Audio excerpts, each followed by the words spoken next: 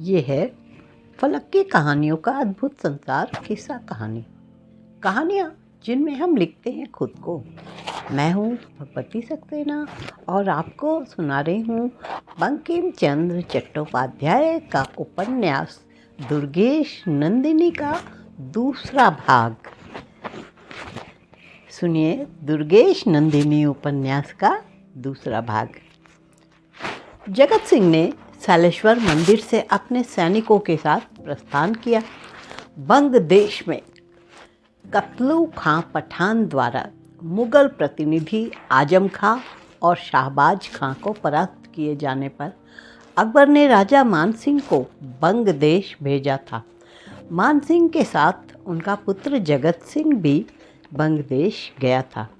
राजा मानसिंह ने जगत सिंह को अपनी अश्वारोहियों की सेना के साथ शत्रु शिविर पर आक्रमण करने के लिए भेजा था। उसी कार्य को पूरा कर जगत सिंह सालेश्वर मंदिर में आए थे।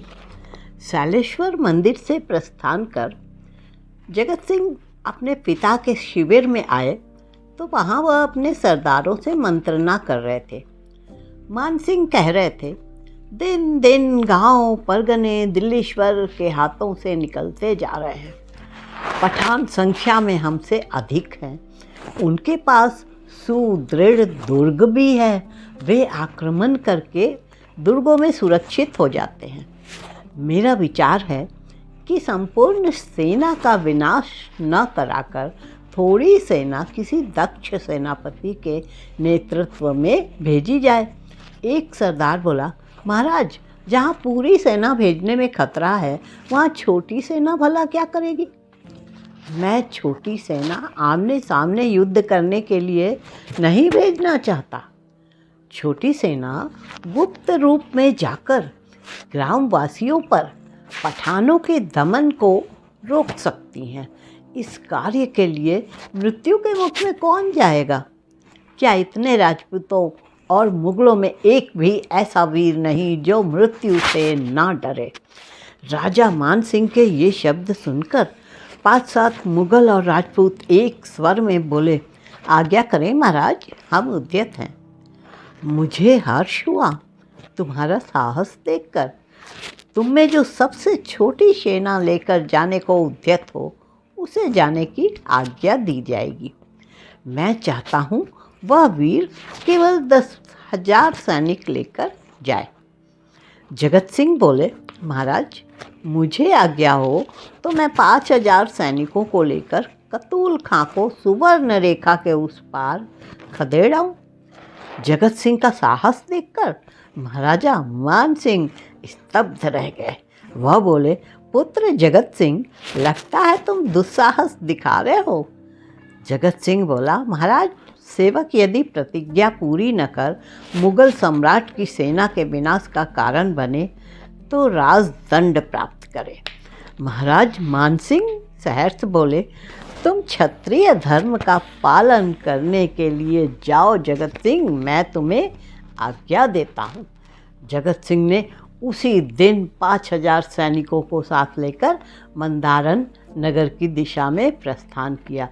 जिन रमणियों ने जगत सिंह की सालेश्वर मंदिर में भेंट हुई थी उन्होंने उसी नगर की ओर प्रस्थान किया। मंदारण में कई गढ़ थे, इसलिए उसे मंदारण गढ़ नाम से पुकारा जाता था। नगर के मध्य दामोदर नदी बहती थी। यहाँ के एक विशाल गढ़ का निर्माण हुसैन शाह के सेनापति इस्माइल गाजी ने करवाया था। इस समय वह वीरेंद्र सिंह के अधिकार में था। उसके पिता जयघर सिंह उसका विवाह एक स्वजातीय कन्या से कराना चाहते थे, जिससे वह पर्याप्त संपत्ति और धन का स्वामी बनता, परंतु उसने एक पति पुत्र विहीना दरिद्रा की पुत्री से चुपके से विवाह कर लिया। इससे क्रुद्ध होकर पिता ने पुत्र को घर से निकाल दिया। वीरेंद्र सिंह ने योद्धा वृत्ति प्राप्त करने के लिए दिल्ली को प्रस्थान किया और उसकी पत्नी गर्भवती होने के कारण अपनी मां के पास रही। वीरेंद्र सिंह के चले जाने पर उनके पिता ने पुत्र की खोज की, परंतु उनका कहीं पता न चला। निराश होकर वह उसकी पत्नी को अपने घर ले आए, जहां उसने एक पुत्री को जन्म दिया, परंतु दुर्भाग्यवश मां की मृत्यु हो गई। दिल्ली जाकर वीरेंद्र सिंह सम्राट अकबर की सेना में भर्ती हो गए और उच्च पद प्राप्त किया। कई वर्ष पश्चात जब उन्हें अपने पिता का देहांत होने का समाचार मिला तो वह घर लौटे। उनके साथ दिल्ली से उनके कई सहचर भी आए। उनमें से एक परिचारिका विमला और एक परमहंस अभिराम स्वामी थे।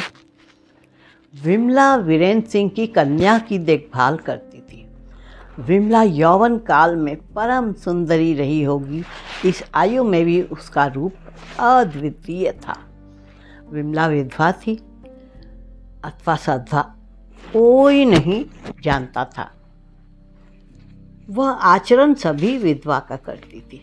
वीरेंद्र सिंह की पुत्री दुर्गेश नंदिनी को वह अपने प्राणों से भी अधिक प्यार करती थी। अभिराम स्वामी कभी कभी देश भ्रमण के लिए चले जाते थे। पूर्ववासी समझते थे अभिराम स्वामी वीरेंद्र सिंह के दीक्षा गुरु हैं। वीरेंद्र सिंह उनका जैसा आदर करते थे, उससे यही प्रकट होता था कि वह अपना कोई भी कार्य अभिराम स्वामी से पूछे बिना न करते थे। विमला और अभिराम स्वामी के अतिरिक्त एक आसमानी नाम की दासी भी दिल्ली से वीरेंद्र सिंह के साथ मंदारन आई थी। वीरेंद्र सिंह का मंदारन में एक छत्र राज्य था, परंतु राज्य बहुत ही छोटा था।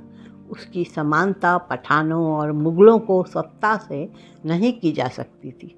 जगत सिंह को ज्ञात हुआ था कि पठानों की दृष्टि मंदारन पर गड़ी है, इसलिए उसने पहले मंदारन की दिशा में ही प्रस्थान किया। अभी तक आप सुन रहे थे दुर्गेश नंदिनी उपन्यास बंकिम चंद्र चट्टोपाध्याय जी का दूसरा भाग।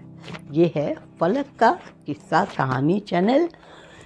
मिलते हैं तीसरे भाग में और इसको लाइक और सब्सक्राइब ज़रूर करिए। धन्यवाद।